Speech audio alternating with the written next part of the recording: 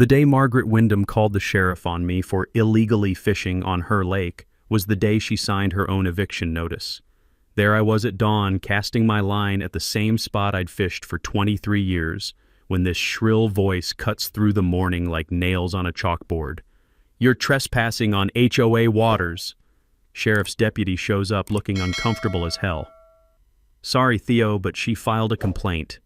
I have to ask you to leave." Margaret stood there in her pastel outfit with that satisfied smirk, watching me pack up my tackle box. The snap of that box closing echoed across the water like a gunshot. What this newcomer didn't know?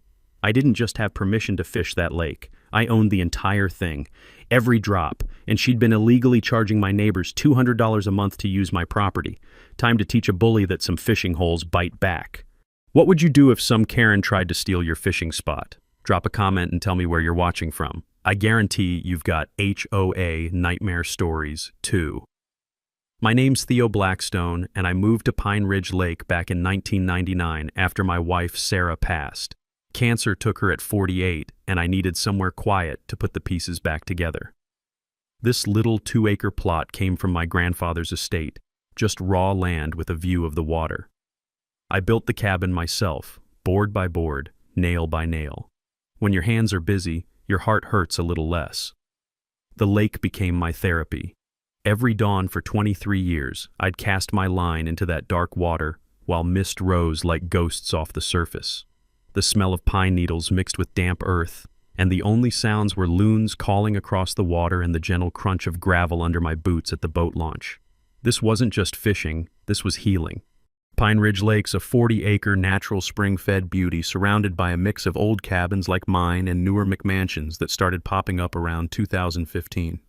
The original residents were good people, blue-collar retirees, veterans, teachers living on modest pensions. We looked out for each other, borrowed tools, shared fish when the catching was good. Nobody cared if your truck had more rust than paint, or if your lawn looked like a patchwork quilt. Then came the gentrification wave, and with it, Margaret Wyndham, who arrived like a hurricane in designer shoes. Margaret rolled into town 6 months ago in a white BMW SUV with a blessed vanity plate, fresh from a divorce settlement that landed her an $800,000 lakefront property. She's 48, with that helmet hair that defies both gravity and good sense, always overdressed like she's heading to a board meeting instead of living next to a fishing hole. Former corporate compliance officer from Atlanta, which explained her talent for turning simple conversations into hostile takeovers. Within 2 weeks, Margaret organized what she called a concerned homeowners meeting. Her pitch? Pine Ridge Lake needed a homeowners association for property values and safety. She had charts, folks. Actual PowerPoint slides about optimizing community assets and managing recreational liability. I haven't seen that much corporate buzzword bingo since my last construction contract meeting. The woman targeted everything that made our little community special. Fishing restrictions, dock permits, landscaping standards that would make Augusta National jealous. But the real kicker? She claimed the lake itself was a common area, requiring monthly membership fees of $200 per household. Margaret collected signatures from 8 of 23 properties, mostly newcomers who bought into her fear-mongering about property values.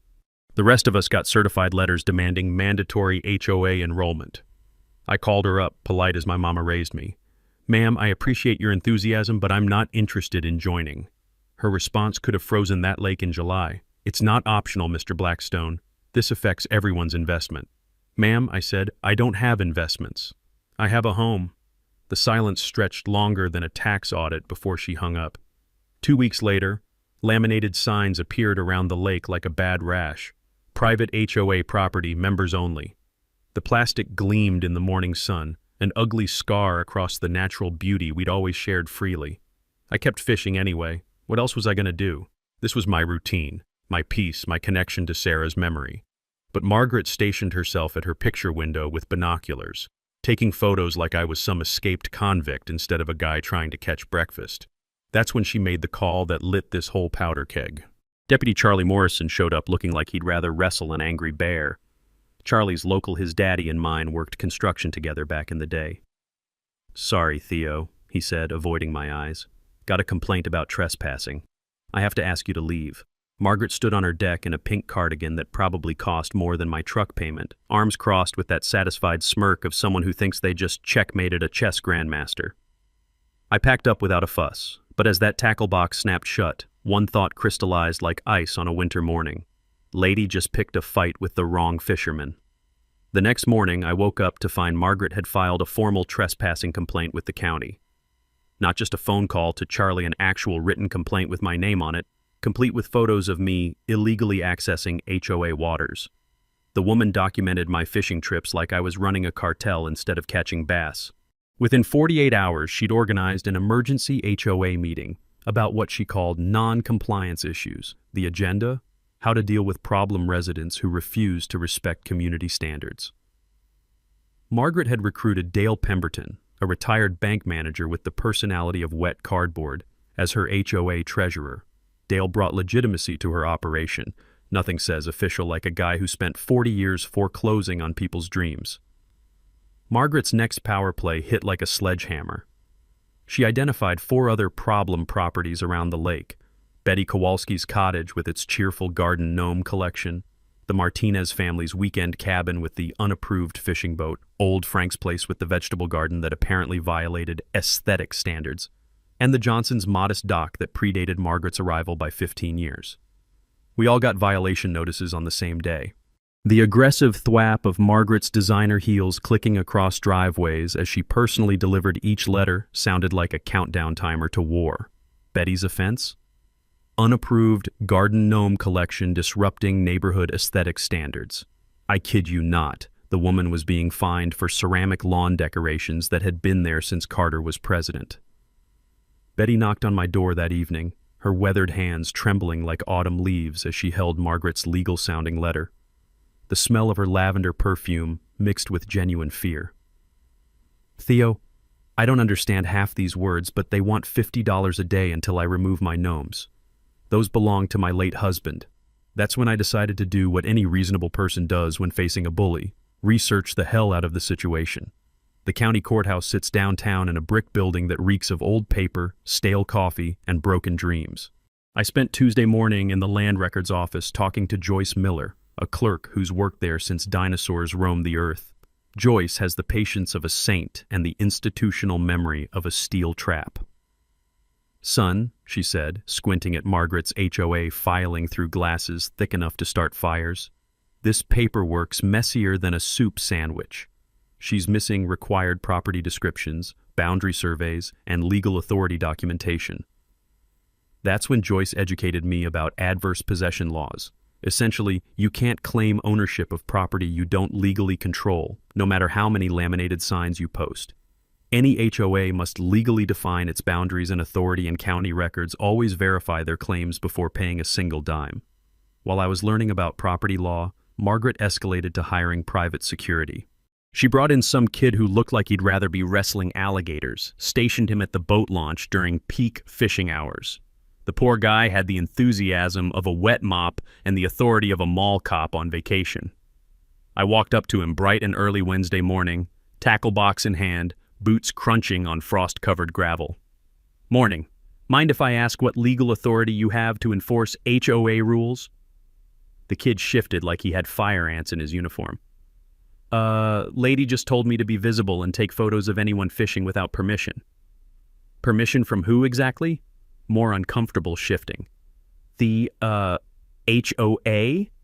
I smiled and cast my line anyway, the soft plop of my lure hitting water punctuating the awkward silence. "Well, you have yourself a nice day, son. Don't forget to wave for those photos." The security guard lasted exactly 3 days before quitting. Apparently, watching an old man fish while taking creepy surveillance photos wasn't the exciting career opportunity he'd imagined. But Margaret wasn't done. She hired an actual attorney, some shark from the county seat who specialized in HOA enforcement. The cease and desist letter arrived while I was fixing Betty's porch step, because that's what neighbors do for each other around here.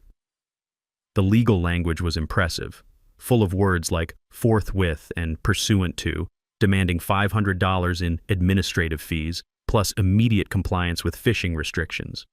Betty read over my shoulder, her face growing paler with each paragraph. "What's so funny?" she asked when I started chuckling. I folded the letter and slipped it into my shirt pocket. Margaret just picked a fight with the wrong fisherman. See, while she was busy playing lawyer and hiring security guards, I'd been doing my homework. That morning's courthouse visit had turned up something interesting on the 1960s county survey maps.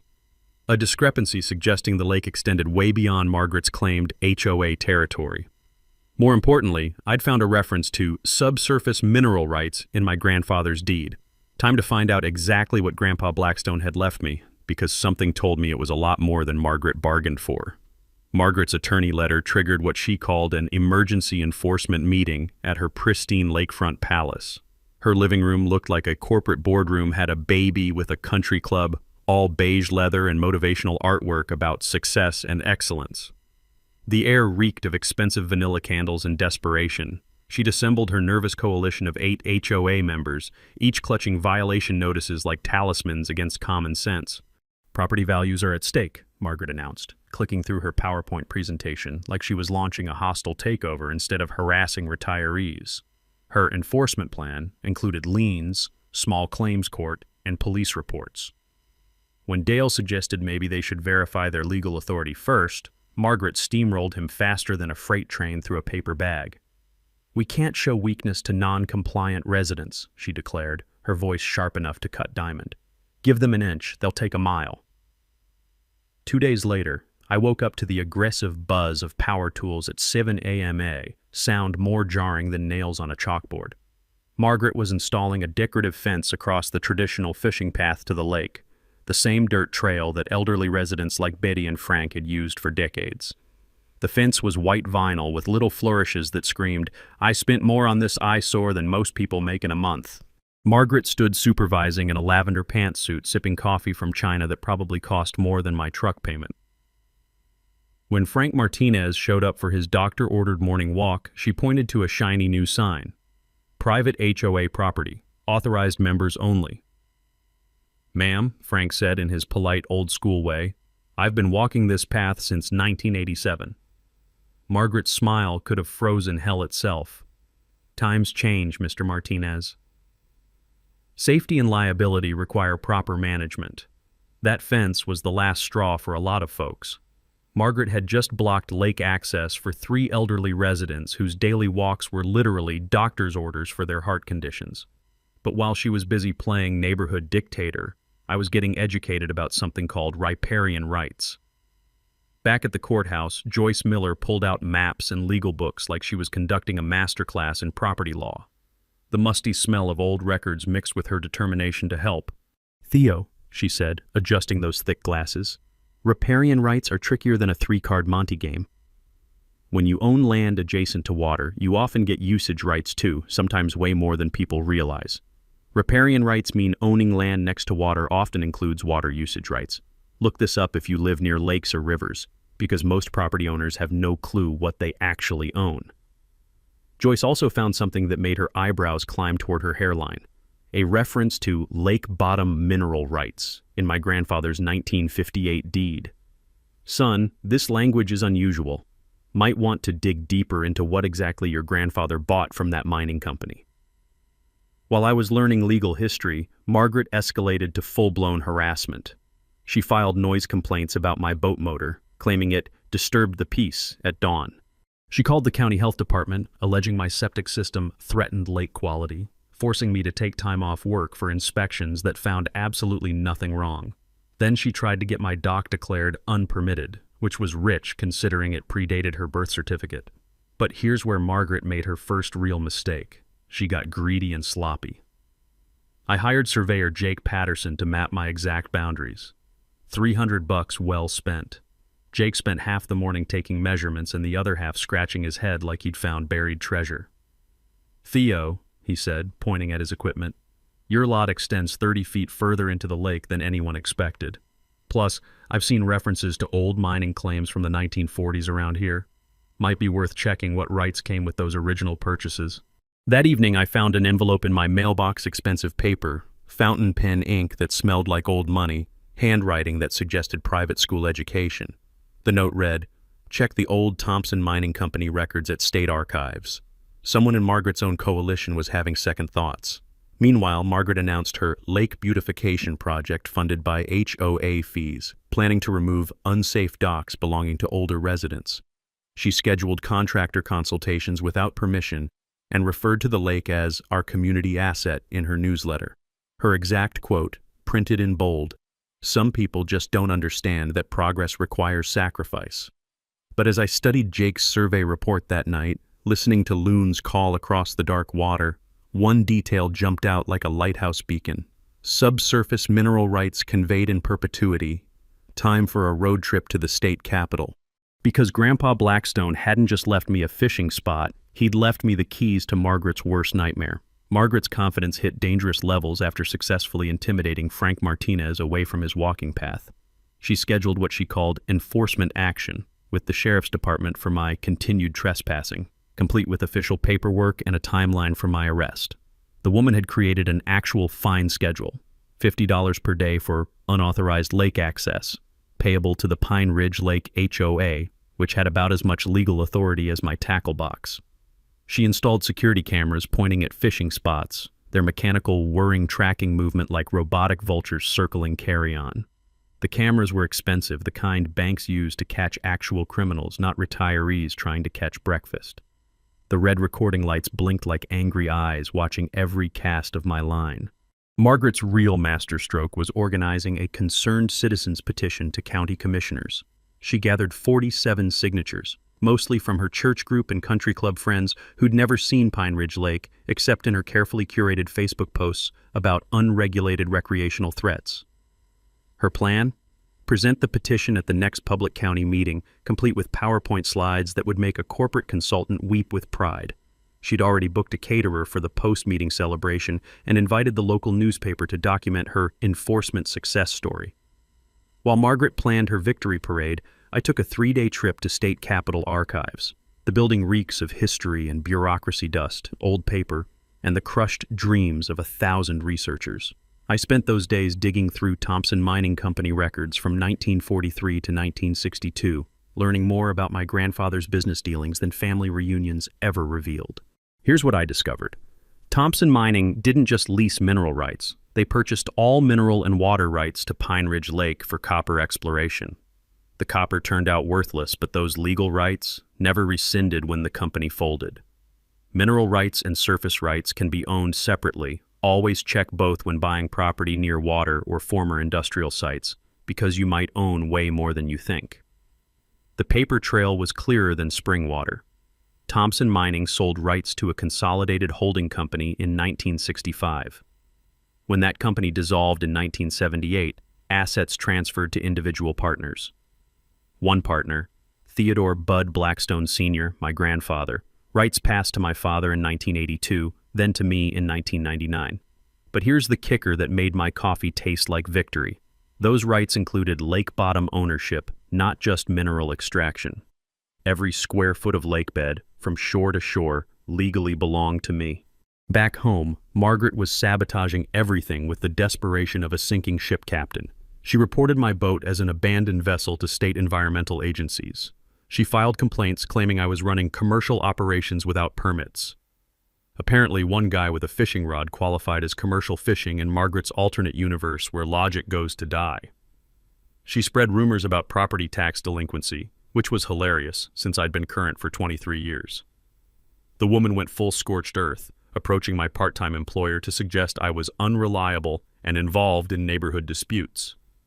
My boss knew me well enough to laugh off her complaints, but the audacity was breathtaking.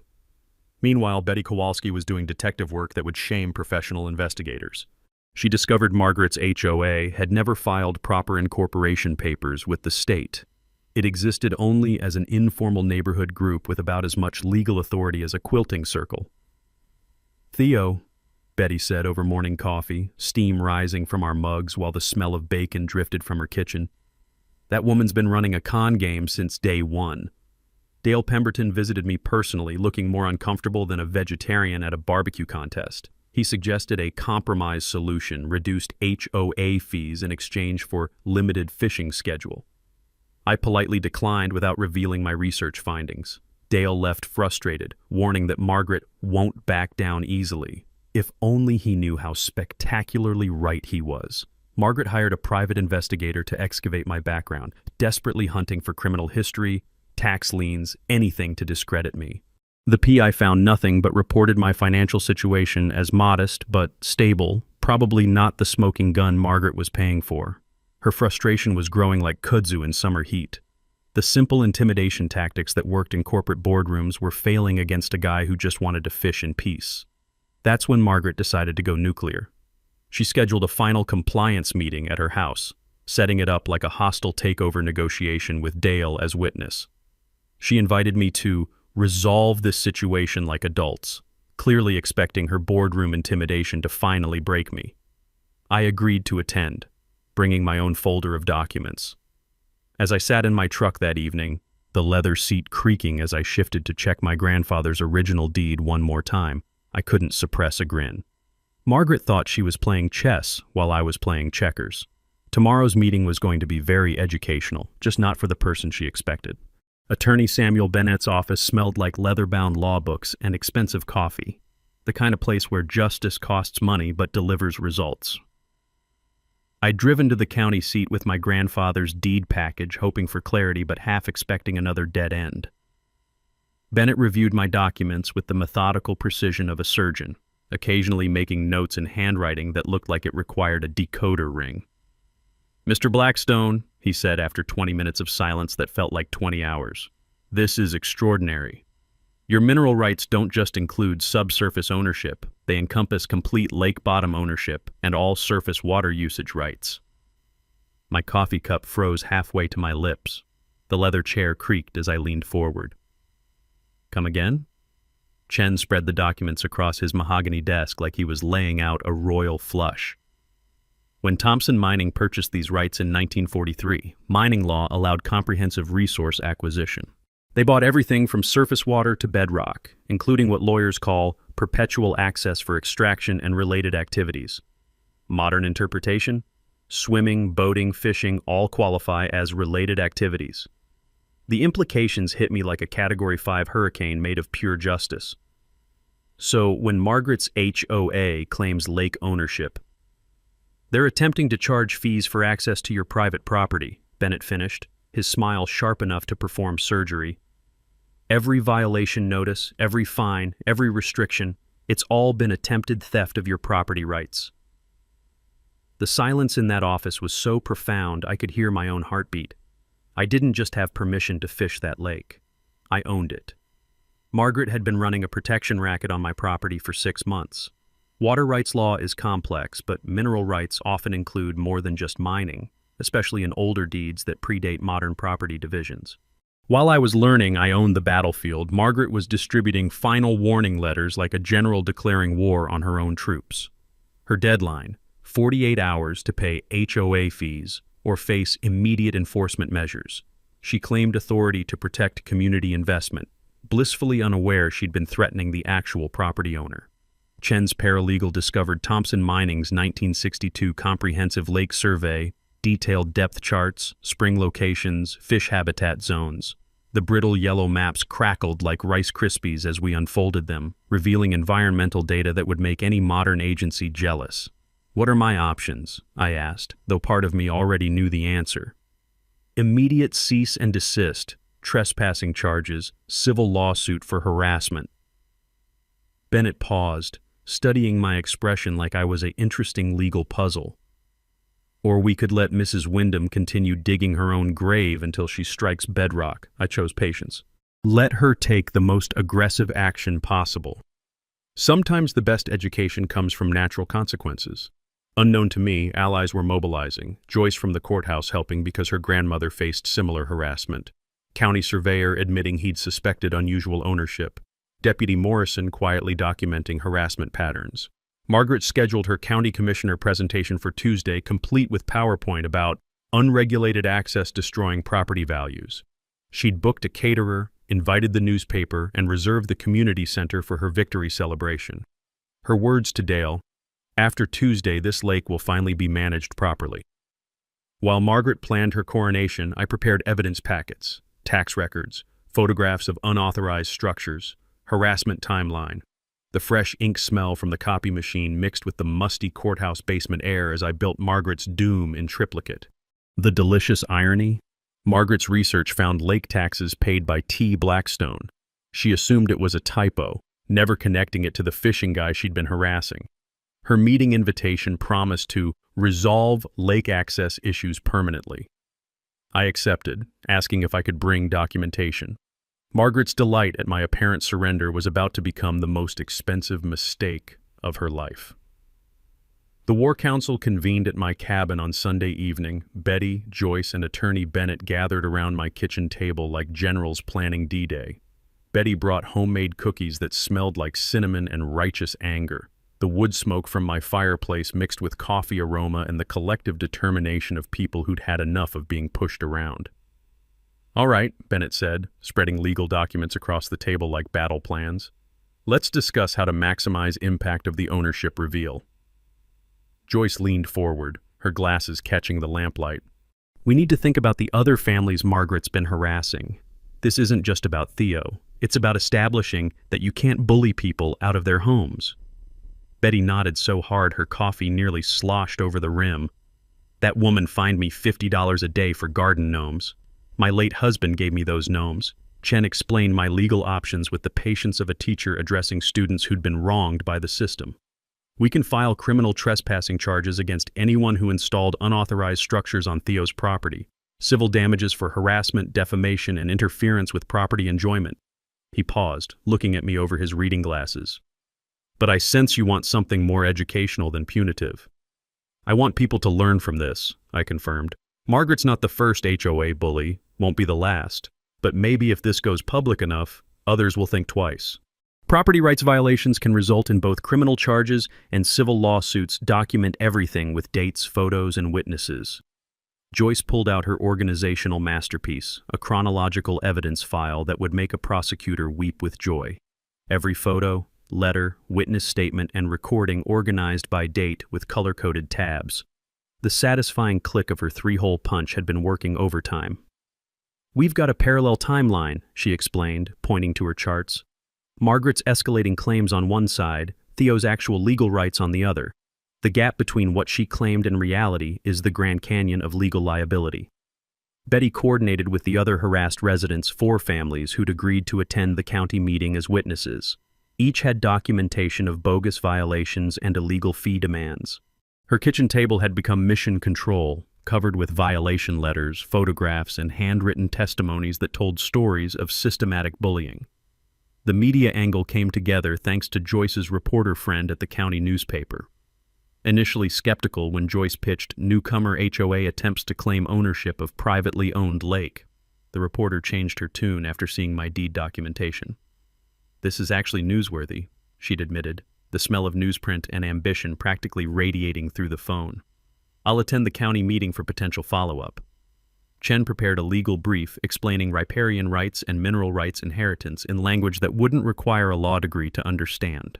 He created visual aids showing the lake boundary and ownership timeline charts and maps that told the story even a hostile audience couldn't misinterpret.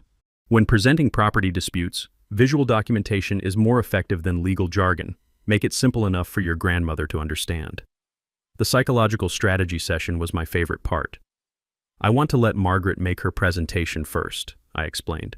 "Let her publicly claim lake ownership, explain all her plans, get committed to her position before revealing the truth." Betty looked worried, her weathered hands fidgeting with her coffee cup. "Won't that be humiliating for her? In front of the whole community?"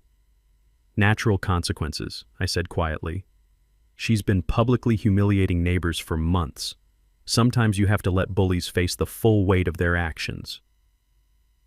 Deputy Morrison had privately shared Margaret's planned enforcement action timeline. She'd scheduled sheriff presence for a trespassing arrest immediately after the county meeting. Margaret expected official backing for her lake access restrictions, complete with handcuffs if necessary. I prepared property deed copies for the sheriff's department just in case they needed documentation that the trespasser was actually the property owner. Our network expanded like ripples on water. The surveyor friend agreed to attend with boundary maps. Township attorney volunteered to review documentation. State Environmental Agency contact stood ready to explain water rights law if needed. Each phone call confirming attendance felt like another nail in Margaret's coffin of lies.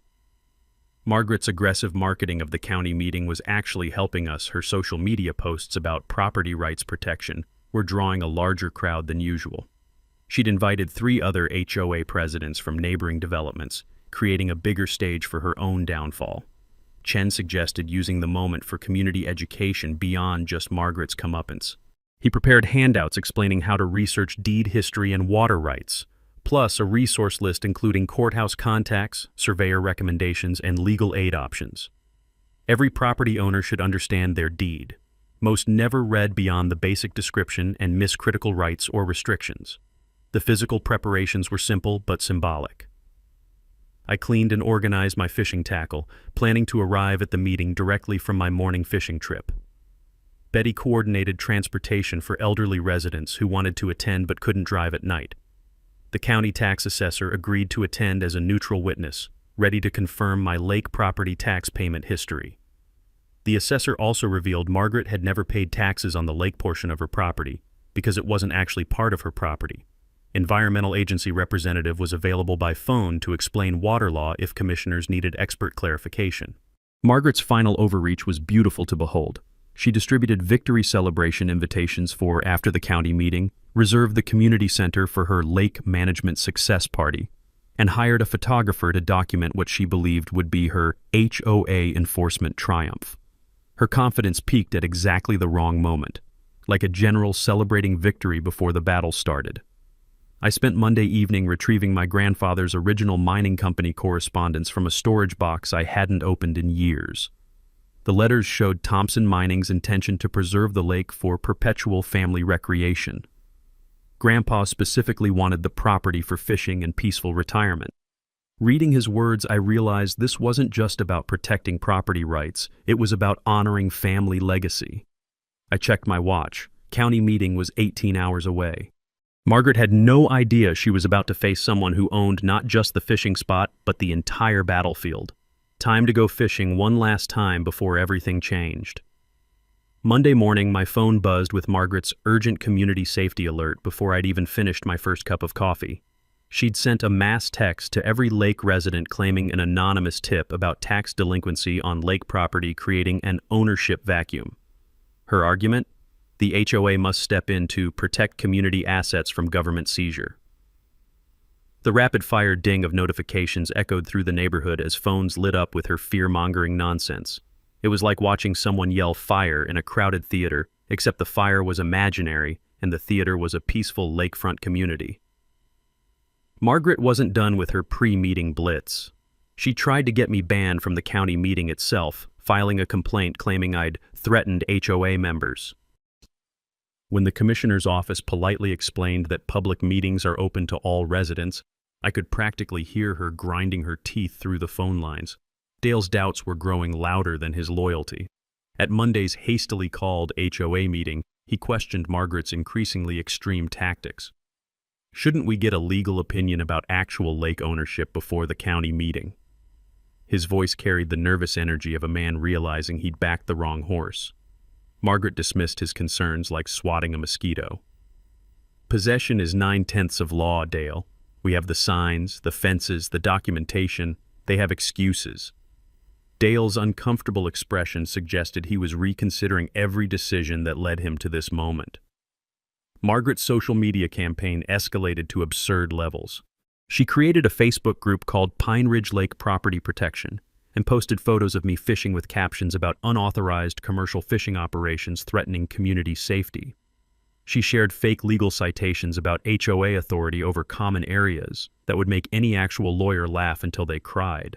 The aggressive tapping of her manicured nails on her phone screen must have sounded like a woodpecker on amphetamines.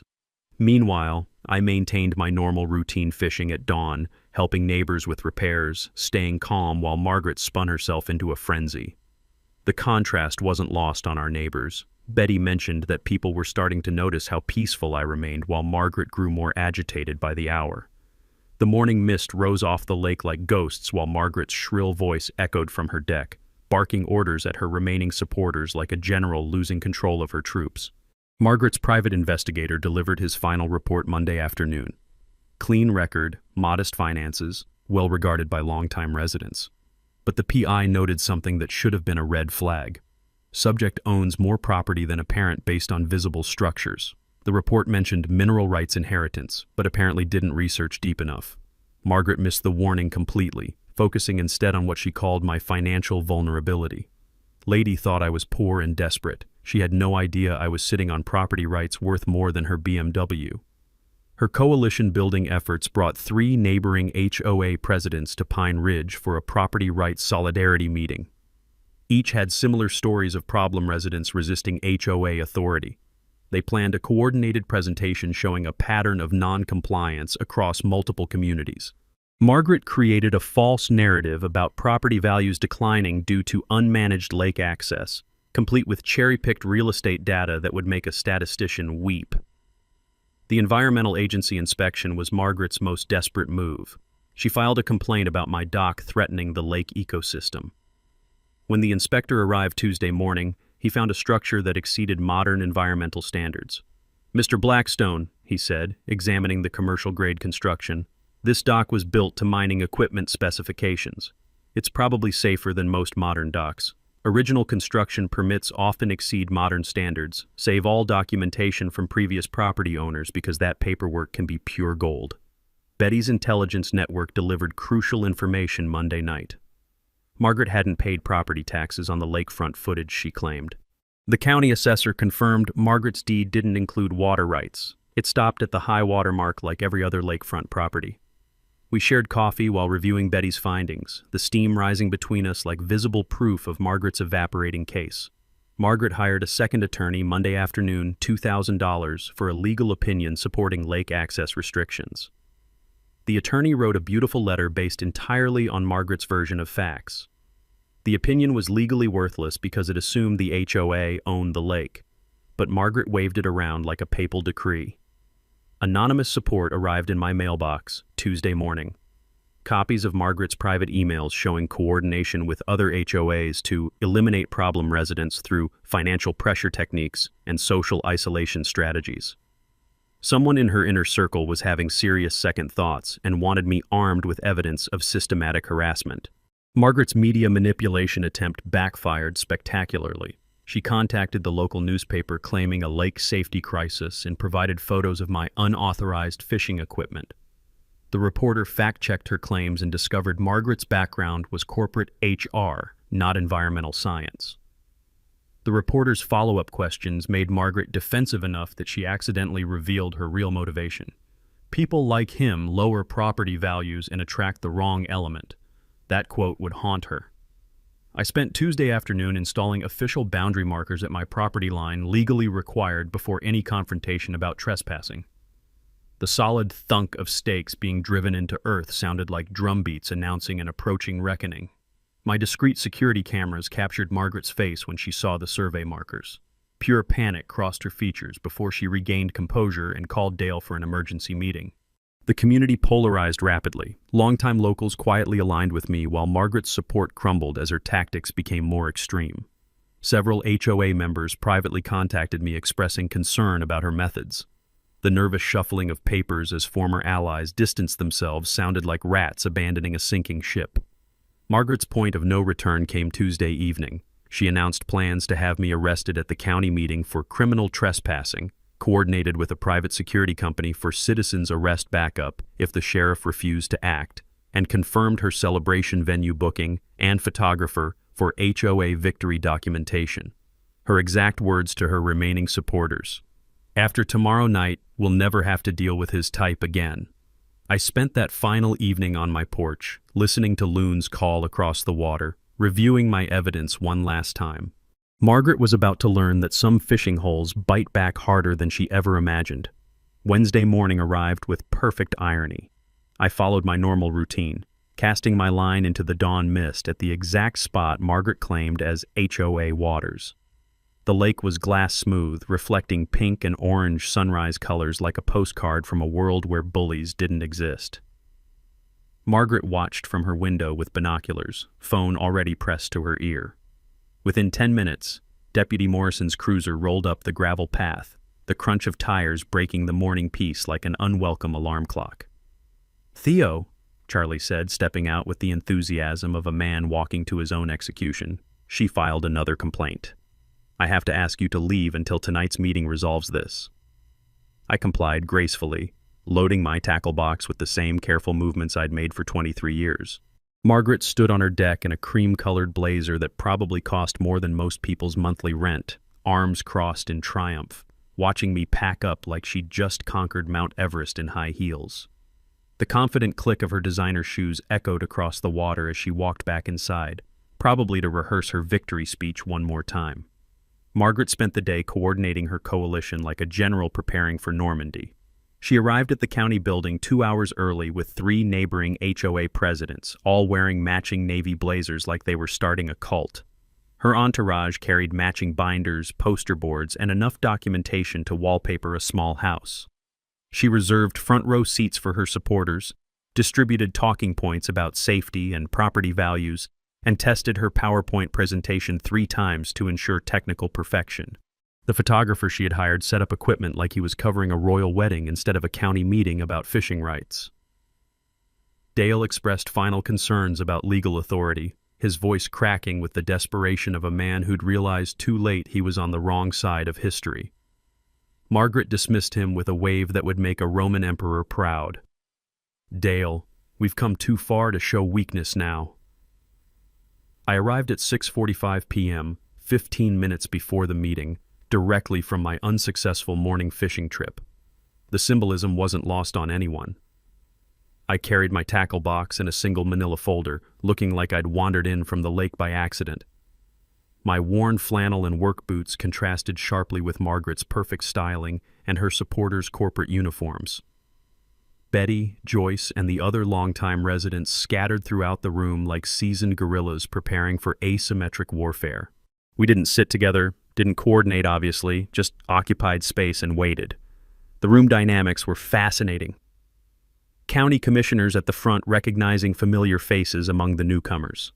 Margaret's supporters clustered in their matching blazers, chattering nervously like actors before a performance. The county newspaper reporter sat in the back with her photographer, notepad ready. The air smelled like floor polish, nervous sweat, and impending justice. Commissioner Williams called the meeting to order at 7 p.m. sharp. After routine business about road maintenance and budget approvals, he announced, "Next item, public comment regarding Pine Ridge Lake access and homeowner association concerns. Ms. Wyndham, you have the floor." Margaret practically levitated to the podium, her professional PowerPoint gleaming on the projection screen like a corporate presentation from hell.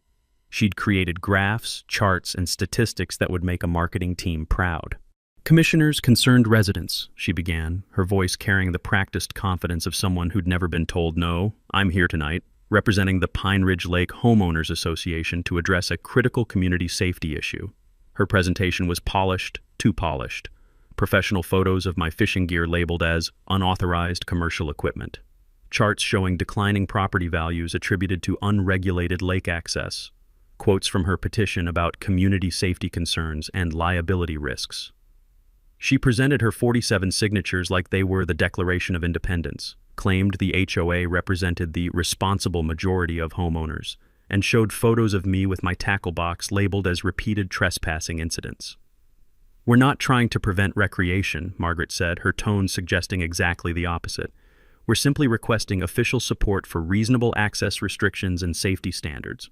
The HOA has taken responsibility for lake management because no clear private ownership exists." That last line hung in the air like a grenade with the pin pulled. Margaret's closing was pure corporate manipulation. "We must protect our community investment from those who don't respect progress and property values. I'm formally requesting that commissioners grant the Pine Ridge Lake HOA Enforcement Authority over lake access, support our citation program for trespassing violations, and officially recognize our organization as the managing body for this community asset." Her supporters applauded. The photographer captured Margaret's satisfied smile. Dale looked like he wanted to sink through the floor. Commissioner Williams cleared his throat, the sound cutting through the applause like a judge's gavel. "Thank you, Miss Wyndham. That was very thorough." He paused, scanning the room. "Are there any responses or alternative perspectives?" I raised my hand slowly. deliberately, like a student who'd been waiting for exactly this question.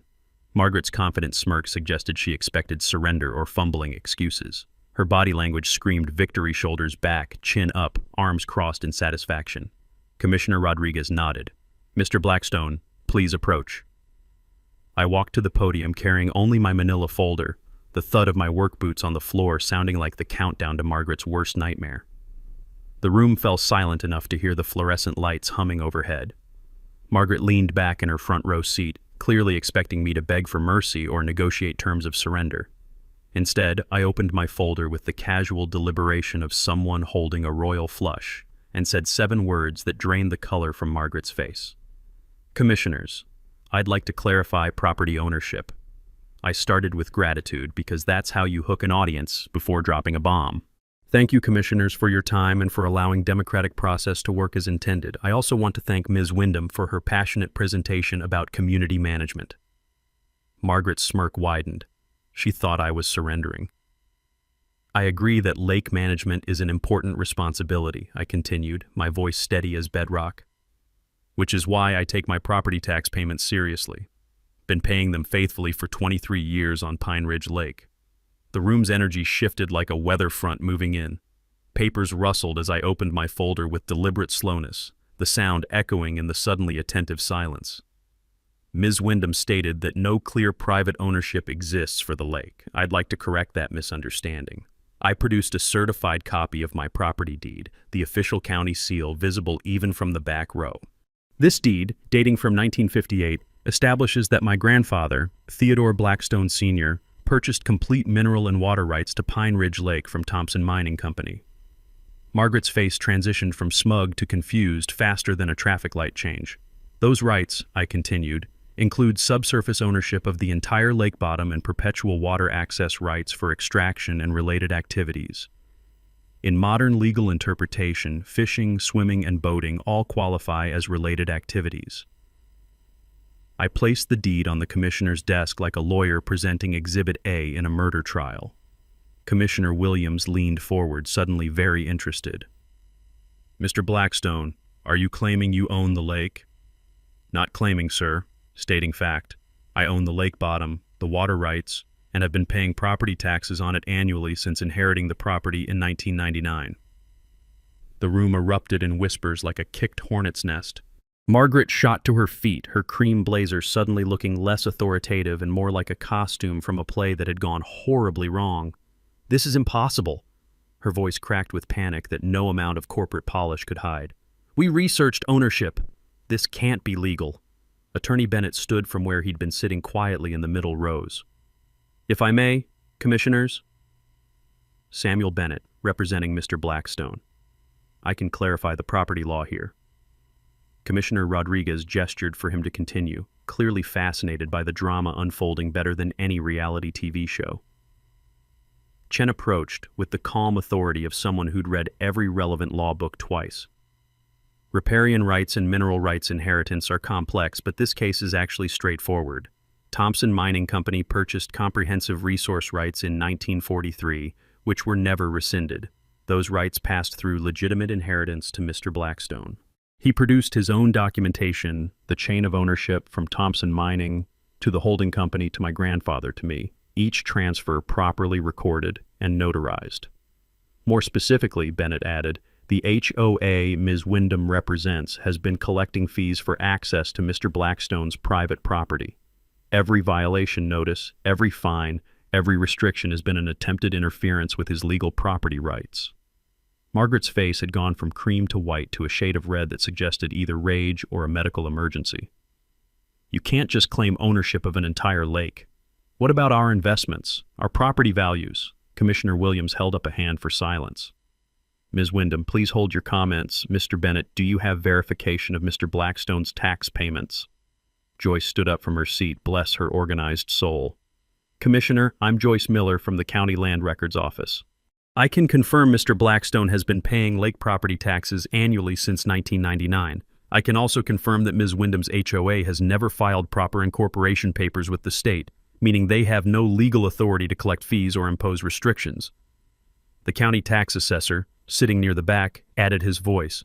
I can verify Mr. Blackstone's tax payment history. I can also confirm that Ms. Wyndham has never paid property taxes on any lake footage because her deed terminates at the high water mark like every other waterfront property. Margaret looked like someone had pulled the floor out from under her expensive shoes. Her supporters began whispering urgently among themselves, the sound of loyalty evaporating faster than morning dew in August.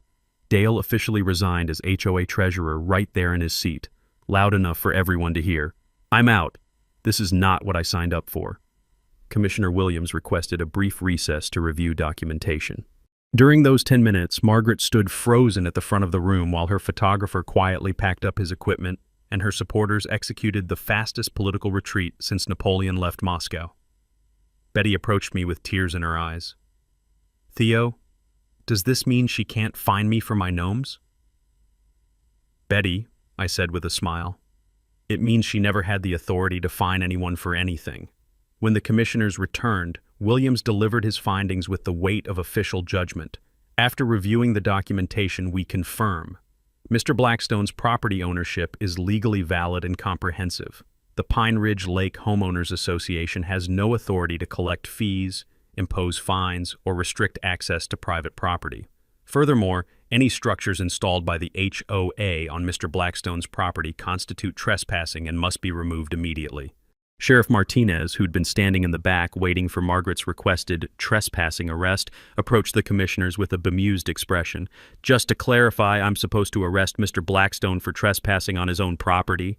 The room burst into laughter that sounded like justice being served with a side of poetic irony. Margaret grabbed her purse and rushed toward the exit, her high heels clicking frantically against the floor like a drumbeat of defeat.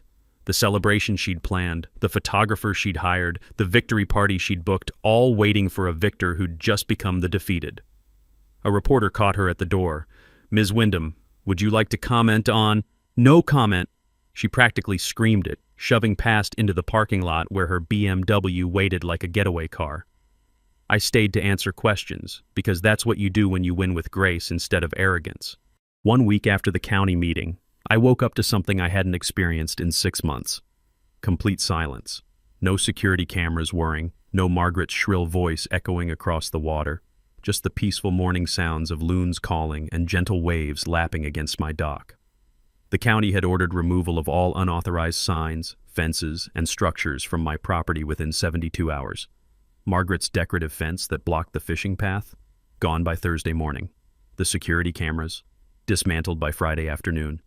The laminated private HOA property signs disappeared faster than free beer at a construction site. I resumed my dawn fishing routine without harassment. The morning mist rose off the dark water like it always had, and the smell of pine needles mixed with damp earth reminded me why I'd fallen in love with this place 23 years ago. The crunch of gravel under my boots at the boat launch sounded like a victory march I never asked for, but thoroughly earned. 3 families formally withdrew from Margaret's HOA within days. Without Dale as treasurer, and with her legal authority exposed as fiction, the organization effectively dissolved like sugar in hot coffee. The remaining members quietly stopped paying fees and removed their HOA stickers from their mailboxes. Betty organized a community workday the following Saturday to repair damage from Margaret's improvements. 23 neighbors showed up, including several who'd initially supported the HOA before seeing Margaret's true colors. We pulled fence posts, filled holes, and restored the fishing path to its natural state. Former HOA members brought tools and apologies. One couple brought homemade barbecue that smelled like redemption and tasted like community healing. The satisfying thunk of fence posts being pulled from earth sounded like liberation. Margaret listed her lakefront property for sale within 2 weeks. The for sale sign went up on a Tuesday. She was gone by the following Monday. Her BMW disappeared from the neighborhood, and with it, the toxic energy that had infected our peaceful community. The house sold below market value after 45 days, apparently. A reputation for harassing neighbors doesn't help property values. The new owners, the Patterson family, specifically chose the location for fishing access and quiet community. Their kids were out on the dock with fishing rods their first weekend, laughing and splashing in water that belonged to everyone who approached it with respect. Joyce organized a Know Your Property Rights workshop at the library that drew 73 attendees from 3 counties. Attorney Bennett volunteered his time for free legal education sessions, teaching people how to research deeds, verify HOA authority, and protect themselves from similar harassment. Most property disputes stem from ignorance. Education prevents expensive legal battles and years of harassment. I created an informal lake access agreement for all neighbors. No fees, no complicated rules, just basic respect. My only requirements: respect fishing hours, don't litter, don't harass others. I installed a tasteful wooden sign at the boat launch. Blackstone Family Lake, all welcome, fish responsibly. Several neighbors offered to pay me for lake access. I refused every offer. This wasn't about money, it was about community. The story spread through regional property owner networks faster than gossip at a church picnic. 2 other aggressive HOAs faced challenges from newly educated residents who'd learned to verify claims before paying fees. County commissioners reviewed HOA formation requirements, adding stricter documentation standards to prevent future Margarets. Betty's Garden Gnome collection returned to full glory, expanded with 3 new additions that neighbors contributed, including one gnome holding a fishing rod that made me laugh every time I saw it. She organized a Gnome Sweet Gnome garden tour that became an annual tradition. I proposed an annual lake cleanup and fish habitat improvement program, partnering with state environmental agencies for professional guidance. We created a memorial fund honoring Grandpa Blackstone's conservation vision, awarding 3 scholarships annually for local students studying environmental science. Private property ownership can benefit entire communities when managed thoughtfully. It's not about control, it's about stewardship. The annual Pine Ridge Lake Days Festival launched that summer, celebrating community, conservation, and the kind of neighborly respect Margaret never understood. Kids competed in fishing contests. Adults shared stories over barbecue. Everyone remembered why small communities matter. My morning fishing routine became a group meditation. Several neighbors joined me for quiet dawn companionship. We didn't always talk much, just shared coffee and the peaceful ritual of casting lines into water that reflected the kind of community we'd fought to preserve. My back pain improved with reduced stress and supportive neighbors. Turns out, constant harassment takes a physical toll you don't notice until it stops. Betty's cousin mentioned facing similar HOA problems with a community garden involving city council corruption and illegal land seizure attempts. I smiled quietly, sipping my coffee, watching sunrise paint the lake in colors that never get old. Some folks never learn that bullies eventually meet their match, I told her. Justice isn't always about punishment. Sometimes it's about teaching lessons that ripple outward, protecting people you'll never meet from tyrants they haven't encountered yet. Now, drop a comment with your worst HOA nightmare. I read every one, and your story might be next. Hit subscribe if you believe property rights matter, and ring that notification bell because justice stories drop every Tuesday. And remember, sometimes the best revenge isn't revenge at all. It's watching a bully realize they picked a fight with someone who owns the entire battlefield. That's all for today's HOA madness. If watching justice serve itself made your day, smash that like button, share your thoughts down below, and make sure you're subscribed. More outrageous neighborhood showdowns are just around the corner.